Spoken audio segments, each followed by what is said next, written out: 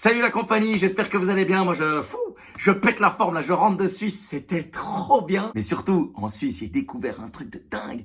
Ça s'appelle les transports en commun. Quoi? On en a en Belgique? Non. Non. Les transports en commun en Belgique, c'est un projet qui a mal tourné. Mais là-bas, waouh! Exemple, mardi, j'étais à Zurich et j'étais à la gare. Comment vous décrire le lieu? C'était beau, c'était calme, ça sentait bon. On aurait dit un musée d'art contemporain. Que nous, Bruxelles Midi, on dirait le Mordor. Alors que là, moi, j'avais presque envie d'y passer la journée. Attends, j'ai été accosté par un mendiant en suisse-allemand. Donc je lui ai dit, désolé, je comprends rien. Et là, il m'a sorti dans un parfait français à la Stéphane Echer. Désolé, monsieur, je suis désolé de vous avoir importuné. La classe du mec, du coup, je lui ai donné rien, parce que j'avais rien. Mais je lui ai dit, prochaine fois que je vous recroise, je ne vous oublierai pas. Je lui ai donné ma parole, c'est déjà pas mal. Et ensuite, j'ai pris mon train à l'heure. Ah, je sais, ça choque. Ensuite, je devais prendre un tram. Encore une fois, waouh. Et là, je voudrais partager ma découverte avec mes amis liégeois qui ne savent pas ce que c'est. Un tram, c'est ça. Et en parlant du tram, l'interview du bourgmestre de Liège à ce propos. Un bijou. Écoute, Willy Demeyer. Je dois vous dire que j'ai eu peur il y a 5 ou 6 mois que le chantier ne s'arrête, puisque j'avais des échos extrêmement alarmants. Et on a vu, les ouvriers font de la pétanque sur le chantier. Et je me suis permis de prendre mon téléphone et d'appeler Elio Di Rupo.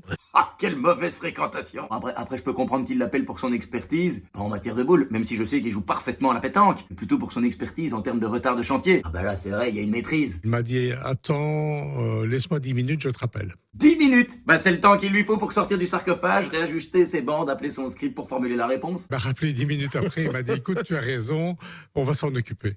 C'est bien une phrase de mafieux, ça. En même temps, entre deux membres de la Cosa Nostra, pardon, du PS.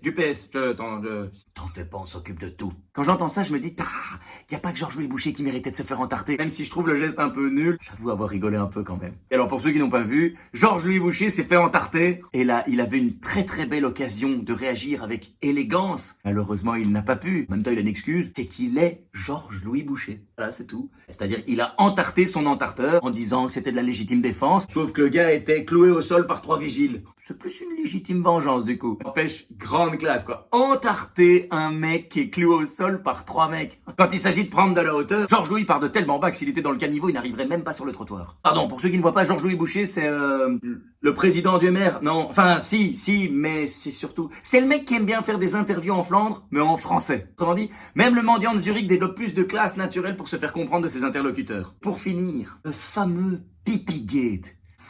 Comment tu veux qu'on nous prenne au sérieux? Le sujet le plus important de la semaine dans la presse belge, le Pipigate. Et puis un peu enjoliver le truc en disant, je sais pas moi, le mannequin piece des temps modernes, parce que c'est quand même un des symboles du pays. Non, le Pipigate. Vlaams Belang a réclamé la démission du ministre parce qu'il a fait pipi. Si je ne m'abuse, Theo Franken, il est NVA. Autrement dit, les petits copains du Vlaams Belang. Il va falloir réclamer aussi sa démission parce que... Alors...